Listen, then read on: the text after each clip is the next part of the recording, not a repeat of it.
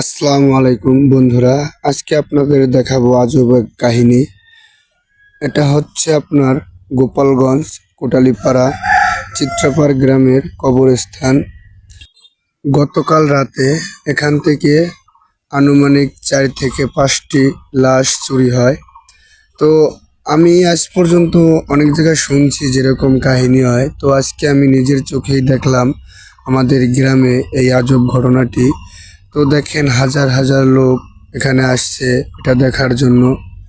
তো আসলে কি বলবো, একটা মানুষ কতটা নিচু হলে এগুলো করতে পারে যেটা বলে বোঝানো যাচ্ছে না। আমার দেখে খুবই খারাপ লাগছে এবং আমার শরীরের প্রত্যেকটা লোম দাঁড়িয়ে গেছে যে মানুষ কি না পারে, মৃত লাশ তাও মানুষ চুরি করে নিয়ে যায়।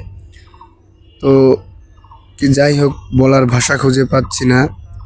তো সবাই দোয়া করবেন যে ফ্যামিলির লাশগুলো নেওয়া হয়েছে তারা যেন ধৈর্য হারা না হয়। সবাই একটু ভালো করে দেখেন চারপাশটা। এটা হয়তো অনেকে চিনেন, মেইন রাস্তার সাথে। এটা হচ্ছে আপনার গোপালগঞ্জ টু পয়সারহাট মেইন রাস্তার লগে MM খান হাই স্কুলের সাথে কবরস্থান। তো একটা মেইন রোডের কাছ থেকে মানুষ লাশ চুরি করে নিয়ে যায়, এটা আসলে কেউ টের পায়নি।